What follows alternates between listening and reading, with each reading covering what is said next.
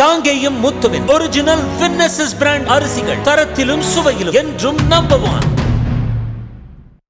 இந்து வாக்குகள் இல்ல பெரும்பான்மை வாக்குகளை ஒருங்கிணைப்பதற்காக தேர்தல் நேரத்தில் சிஏஏ சட்டத்தை அமல்படுத்தி இருக்கிறாங்க பாஜக அப்படின்னு எதிர்க்கட்சிகள் விமர்சிப்பதனுடைய பின்னணி என்ன? இதில் எதிர்க்கட்சிகள் விமர்சிக்கிறதுன்றதை தாண்டி சமீபத்தில் பிஜேபி வெளியிட்ட விளம்பரங்களை எல்லாம் பாருங்க.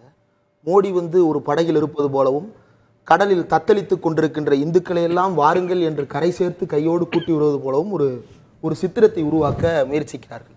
அவங்க கொண்டு வர்ற தோற்றம் என்ன அப்படின்னா, உலகில் இருக்கக்கூடிய எல்லா இந்துக்களுக்கும் நாங்கள் பாதுகாப்பு வழங்க போகிறோம். இந்தியாவை சுற்றி இருக்கக்கூடிய இந்து மாக்களை சுற்றி இருக்கக்கூடிய அத்தனை நாடுகளிலிருந்தும் இந்துக்களாகிய இந்தியர்களை நாங்கள் உள்வாங்க போகிறோம் அப்படின்ற ஒரு தோரணையை உருவாக்குறதுக்கு அவங்க விரும்புறாங்க.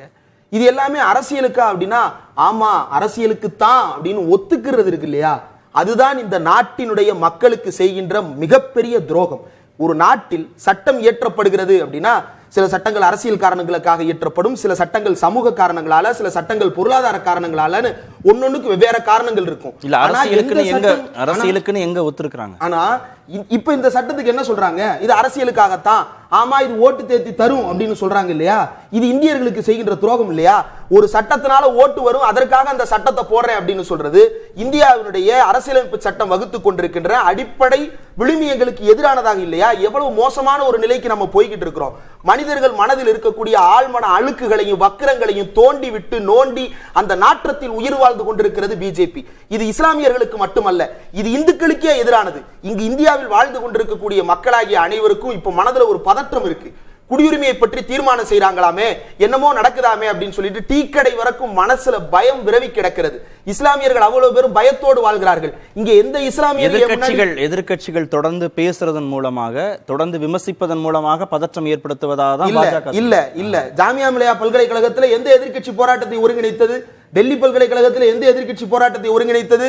இந்தியா முழுவதும் நடைபெற்ற சிறுபான்மையினர்களுடைய போராட்டத்தை எந்த எதிர்க்கட்சி ஒருங்கிணைத்தது? எதிர்க்கட்சிகள் அந்த ஒருங்கிணைப்பை செய்யாமல் விட்டார்கள் என்கின்ற குற்றச்சாட்டோடு தான் மக்கள் இயக்கங்கள் அந்த போராட்டத்தை முன்னெடுத்துக் கொண்டிருந்தார்கள். எதிர்க்கட்சிகள் இன்றைக்கு போராட்டத்துக்கு போகாம அறிக்கைகளோடு நின்று விட்டார்கள் என்கின்ற காரணத்தால் தான் மக்கள் தன்னெழுச்சியாக அந்த போராட்டத்தை முன்னெடுக்க வேண்டிய நிர்பந்தத்துக்கு ஆளானார்கள். அதில் இருப்பவர்கள் எல்லோரும் சாமானியர்கள். அந்த சாமானியர்களுடைய போராட்டம் இப்போ இங்க போராட்டம் நடந்துச்சு, வண்ணாரப்பேட்டையில போராட்டம் நடந்துச்சு. இந்த சிஏஏ புரோட்டஸ்ட், இந்த சிஏஏ என்ற சட்டத்தை கொண்டு வந்து அன்னைக்கு இரவே போராட்டம் வெடித்தது.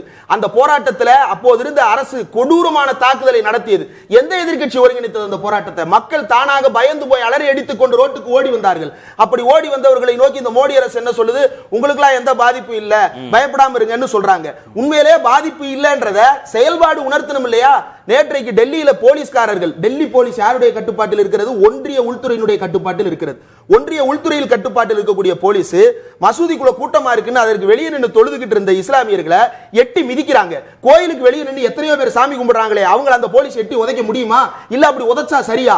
ஆனா இஸ்லாமியர்கள் ரோட்ல நின்று தொழுகை பண்றாங்கன்னு அவனை எட்டி உதைக்கிறாங்களே, இது எந்த வகையில சரி? அப்ப இஸ்லாமியர்கள் இந்த நாட்டில் எப்படி பாதுகாப்பு உணர்வோடு வாழ முடியும்? எதிர்க்கட்சிகள் எப்படி அமைதியாக இருக்க முடியும்? இப்ப நடந்துட்டு இருக்கிற பாலிடிக்ஸ்க்கு பிரதமர் மோடி வச்சிருக்கிற பேர் அப்பீஸ்மென்ட் பாலிடிக்ஸ் பேர் வச்சிருக்காரு. அப்பீஸ்மென்ட்னா என்ன? State of being satisfied. ஒரு எல்லாவற்றையும் பெற்றுவிட்டோம் என்கின்ற உணர்வு இல்லாமல் குறைந்தபட்சம் நிம்மதியாக இருக்கிறோம் என்கின்ற உணர்வை அவர்கள் பெற வேண்டும் என்பதுதான் அப்பீஸ்மென்ட்ன்றது.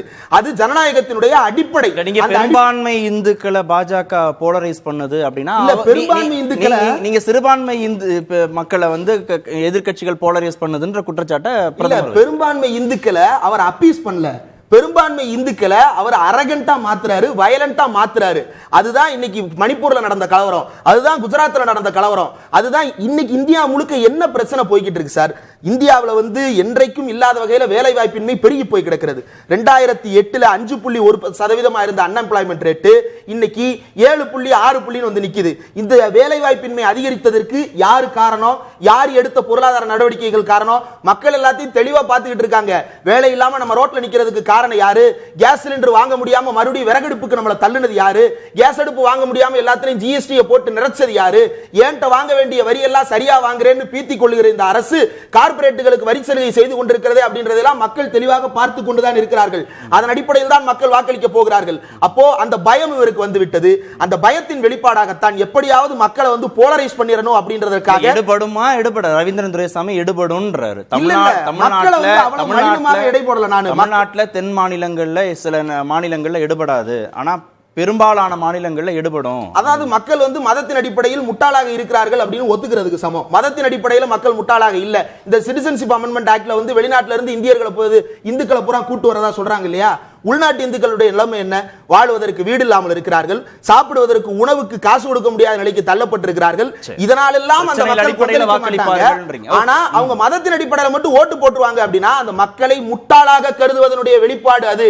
மக்கள் முட்டாள் அல்ல, மக்கள் தெளிவாக இருக்கிறார்கள். மக்கள் வந்து இந்தியாவுடைய அரசியலமைப்பு சட்டத்தின்படி தான் வாழ்ந்து கொண்டிருக்கிறோம். எல்லாரும் சமம்னு நம்மளுக்கு யாரு சொன்னா? என் தாத்தாவும் பாட்டியும் சொல்லல. இடைவேளைக்கு அப்புறம் வரட்டுமா? இடைவேளை பிறகு. ஆனா இந்தியா ஒரே முடிச்சுறேன். இந்தியாவுடைய அரசியலமைப்பு சட்டம் நான் எல்லாரும் சமம்னு சொல்லுச்சு. சாதியின் அடிப்படையில் நீ பிரிய தேவையில்லை, மதத்தின் அடிப்படையில் பிரிய தேவையில்லை, நீ எல்லாம் இந்தியாவின் குடிமகனாக ஒன்னா வாழுன்னு சொல்லுது. ஆனா அப்படி ஒன்னா வாழும் பொழுது வெளிநாட்டுல கன்வர்ஷன் நடக்குது அப்படின்னு சொல்லிட்டு எங்கேயோ நடக்கிறதுக்கு இங்க நீலி கண்ணீர் வடித்துக் கொண்டிருக்கிறார்கள். உள்நாட்டிலே இவங்க நடத்தி கொண்டிருக்கிற பீஃப் வச்சிருக்காங்கன்னு சொல்லிட்டு அடிச்சு விரட்டுறாங்க. அவர் கையில வச்சிருந்தது மட்டன், பீஃபே இல்ல, போலியாக விரட்டி அடித்துக் கொண்டிருந்தார்கள் பிஜேபி காரர்கள். பிரதமர் மோடி பொய் செய்தி பரப்புறாரு.